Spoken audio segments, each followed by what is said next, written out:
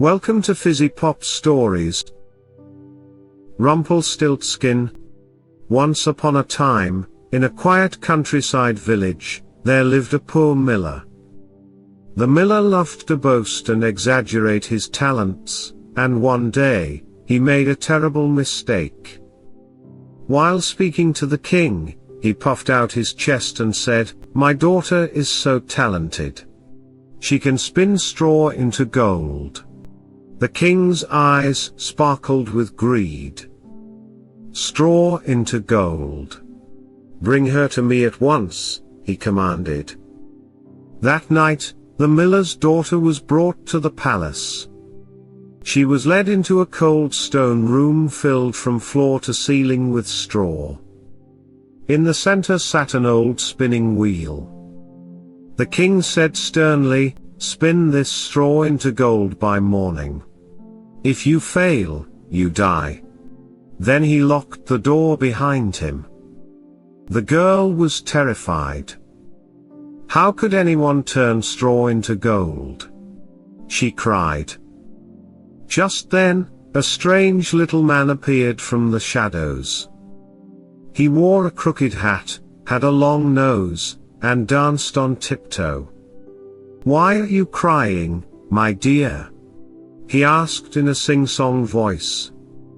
"The king wants me to spin straw into gold, but I don't know how." The little man grinned. "I can help you. For a price." "What do you want?" she asked. "Your necklace." It was the only gift her mother had given her, but she nodded. The little man took the necklace and began to work. The spinning wheel whirled and whirled until every bit of straw had turned into gleaming gold. By morning, the king was amazed. But he wasn't satisfied. He led her to a bigger room, filled with even more straw. "Do it again, and I'll let you live," he said. That night, the little man returned. "What will you give me this time?" he asked. "My ring," she whispered. He took the ring and spun the straw into gold once more. On the third night, the greedy king brought her to the grandest room of all, overflowing with straw. "Spin this one last time," he said. "If you succeed, I'll make you my queen." The girl sat down and cried again. She had nothing left to offer. The little man appeared. "What will you give me now?" he asked. "I have nothing left," she said. He leaned closer and whispered, "Then promise me." "Your firstborn child," she gasped. "But," he interrupted, "it's the only way." Trembling, the girl nodded. And once again, the room was filled with shining gold by morning. True to his word, the king married her, and soon, the poor miller's daughter became a queen. She wore beautiful gowns, sat on a golden throne, and ruled beside the king. Years passed, and she gave birth to a beautiful baby boy. But one night, the crooked little man appeared in her room. "Time to keep your promise," he said with a smile. The queen cried out, "No. Please, I will give you riches, jewels, anything." But he shook his head. "Nothing is more precious than what I was promised." She begged him for mercy.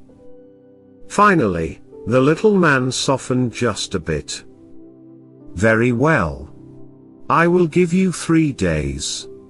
If you can guess my name, you may keep your child." And with that, he vanished.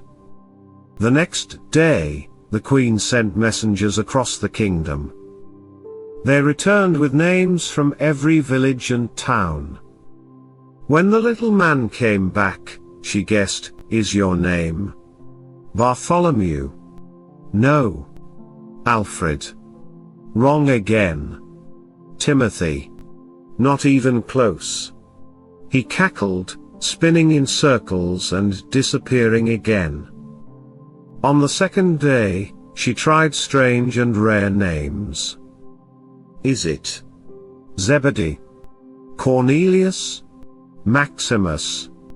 Each time, he shook his head gleefully. But on the third day, one of her messengers came running in, out of breath. Your Majesty, deep in the forest, I saw a tiny cottage. Outside, a strange little man was dancing around a fire singing. Today I bake, tomorrow I brew, the Queen's child will belong to me too. No one knows my clever game, that Rumpelstiltskin is my name. The Queen could hardly believe it. She smiled for the first time in days. That evening, the little man arrived once more. He rubbed his hands and said, Well, Your Majesty. Do you know my name? She pretended to think. Is it Felix? No. Is it Arlo?